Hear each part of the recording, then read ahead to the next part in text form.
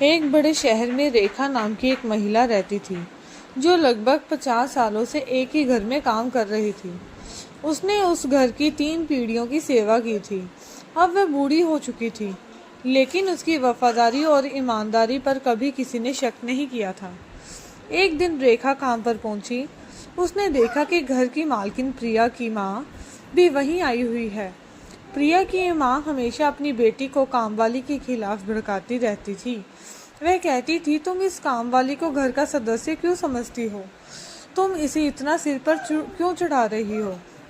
जैसे ही प्रिया कमरे से बाहर गई, उसकी माँ ने रेखा को एक कोने में बिठाकर पोछा मरवाया।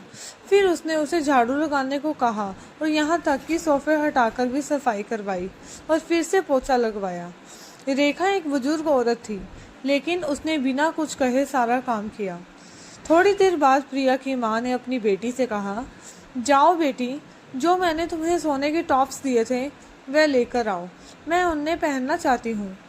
प्रिया अपने कमरे में गई, लेकिन जब उसने अपनी अलमारी देखी तो वहाँ टॉप्स नहीं थे।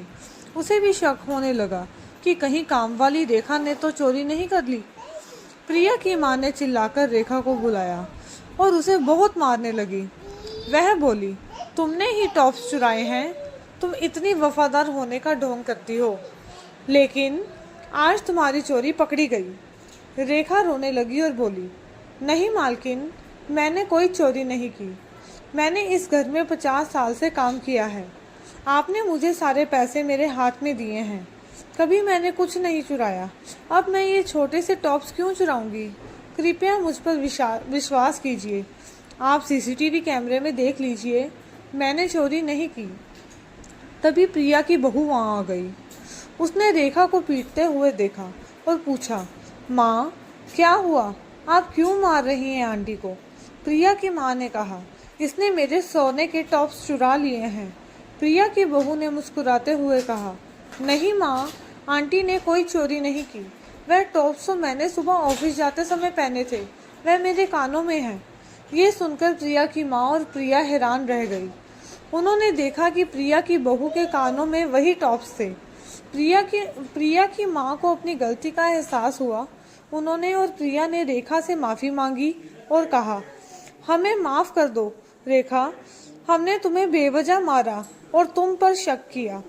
रेखा की आंखों में आंसू थे, लेकिन वह खुश नहीं थी। वह दर्द से भरी हुई थी। उसने कहा, मालकिन, मैंने इस घर में 50 साल काम किया है। मैंने सिर्फ पैसे नहीं, आपकी इज्जत भी कमाई है, लेकिन आज आपने मेरी इज्जत पर ही सवाल उठा दिया। उसने अपनी आवाज़ में दर्द भरकर कहा, अब मैं और गलत नहीं हो सकती। मैं अब इस घर में काम नहीं कर पाऊंगी। मुझे ये घर छोड़ना होगा।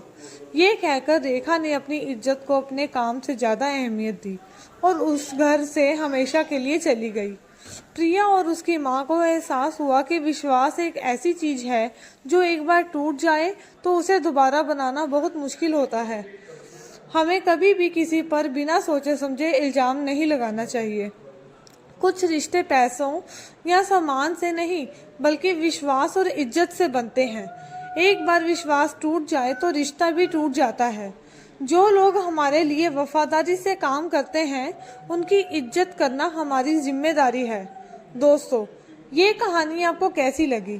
क्या आप भी मानते हैं कि कुछ लोगों के लिए इज्जत पैसों से ज़्यादा अहमियत रखती है?